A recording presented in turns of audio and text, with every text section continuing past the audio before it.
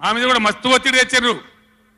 ఎప్పటికప్పుడు లెటర్లు రాసుకుంటూ బోధన చేసుకుంటూ పార్లమెంట్లో మన ఎంపీలు మేము కొట్లాడి ఆపినాం కానీ అప్పచెప్పలే.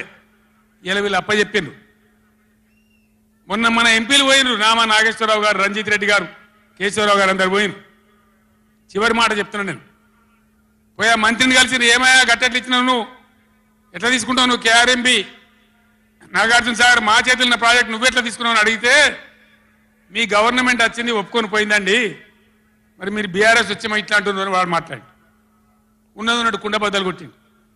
మన ఎంపీల ముఖం మీదనే చెప్పిండు మీ తెలంగాణ గవర్నమెంట్ వచ్చి ఒప్పుకొని పోయింది, మరి మీరు బీఆర్ఎస్ వచ్చి వద్దంటుండ్రు, ఇదేం కథ అని మాట్లాడండి.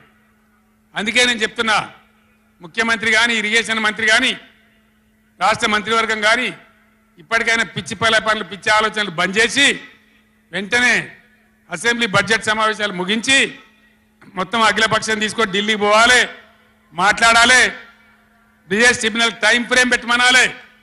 ఇలా గవర్నమెంట్ చేయాల్సిన పని మాకు ఎన్నో దశాబ్దాల నుంచి అన్యాయం జరిగింది కాబట్టి బ్రిజేష్ కుమార్ ట్రిబ్యునల్కు 6 నెలల్లోగా తేల్చండి అని కేంద్రం ఆదేశాలు ఇచ్చినట్టు కేంద్రం మీద ఒత్తిడి తేవాలి.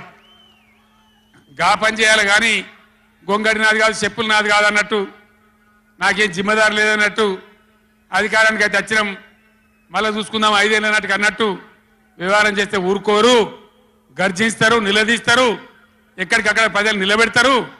ఇది మునుపటి ఎడ్డి తెలంగాణ కాదు, లేచిన తెలంగాణ, టైగర్ తెలంగాణ. ఈ తెలంగాణ ఒక ఆవాజ్ ఇస్తే 1,00,000 పిడికిలెత్తి పోరాటం చేయడానికి సిద్ధంగా ఉన్న తెలంగాణ.